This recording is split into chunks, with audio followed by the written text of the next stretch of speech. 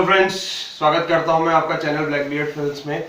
आज हम बात करेंगे स्किल डेवलपमेंट के प्रोजेक्ट्स की। एक प्रोजेक्ट निकला हुआ है हिमायत बेसिकली जो प्रोजेक्ट होता है वो जम्मू एंड कश्मीर के लिए होता है।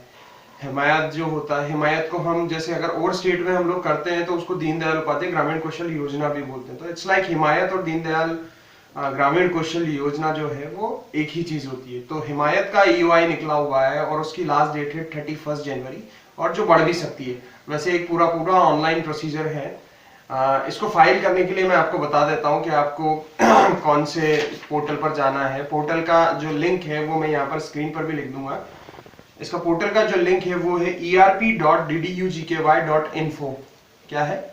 erp.ddugky.info। इस पर आपको जाना है, इस पोर्टल पर आपको जाना है। पोर्टल पर डायरेक्ट आपको लॉगिन करना है। सबसे पहला इशू आएगा, जैसे ही आप पोर्टल को खोलते हैं वहां पर कोई भी यूजर क्रिएट करने का ऑप्शन नहीं आता है। ठीक है, यूजर आपको क्रिएट नहीं करना है, वहां पर डायरेक्ट लॉगिन करना है। अब बात ये आती है कि इसको लॉगिन किस तरीके से करा जाएगा। जो सबसे मेन प्रॉब्लम होती है कि लॉगिन किस तरीके से करा जाएगा, वो हम लोग डिस्कस करते हैं। पहले मैं बता देता हूं आपको, इस प्रोजेक्ट को अप्लाई करने के लिए हमें दो चीजों की जरूरत पड़ती है। दो चीजें कौन सी होती है? सबसे पहली चीज है नीति आयोग, जो मैं आपको पहले भी बता चुका हूं कि गवर्नमेंट ने हर प्रोजेक्ट को इसमें कंपलसरी कर दिया है कि नीति आयोग का आपके पास रजिस्टर्ड होना चाहिए। इसके मैं ऑलरेडी बहुत सारे वीडियो बना चुका हूं नीति आयोग के लिए। तो नीति आयोग, अगर मैं अपने डिस्क्रिप्शन में लिंक भी दे दूंगा कि किस तरीके से नीति आयोग का रजिस्ट्रेशन आपको करना है। तो सबसे पहले आपको नीति आयोग का रजिस्ट्रेशन करना पड़ेगा, फिर उसके बाद आपको PRN रजिस्ट्रेशन करना पड़ेगा। PRN यानी परमानेंट रजिस्ट्रेशन नंबर।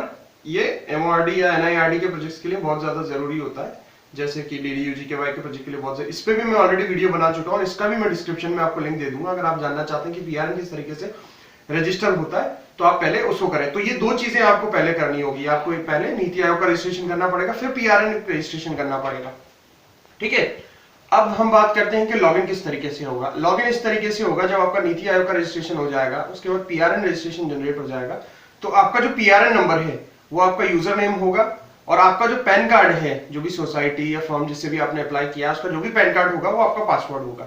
जैसे ही आप ये दोनों एंटर करेंगे तो आपका ऑटोमेटिकली लॉगिन हो जाएगा। लॉगिन करने के बाद आपको प्रपोजल मैनेजमेंट पर जाना है। पूरा का पूरा आपको प्रोफाइल भरना है, पूरा का पूरा आपको प्रपोजल भरना है। इसमें आप 3 से 12 महीने तक का कोई सा भी कोर्स सिलेक्ट कर सकते हैं। और जो स्पेशली जो हिमायत होता है वो नॉन रेजिडेंशियल होता है, मतलब रेजिडेंशियल नहीं होता, ये नॉन रेजिडेंशियल प्रोग्राम होता है जिसमें सिर्फ और सिर्फ ट्रेनिंग होती है। हॉस्टल मेस फैसिलिटी इसमें नहीं होती है। इसको फाइल करने के लिए जो लास्ट डेट है वो 31 जनवरी है, मैं आपको बता चुका हूँ। ये बढ़ सकती है, अदरवाइज इसको ऑनलाइन फाइल करें कि इजी प्रोसेस है। आप इसको एक दिन के अंदर भी ऑनलाइन पूरा का पूरा फाइल कर सकते हैं। इसके साथ जैसे अगर आप फाइल करना चाह रहे हैं इसको, हिमायत को, तो इसमें जो अमाउंट जाता है वो 25,000 का एक डिमांड ड्राफ्ट जाता है।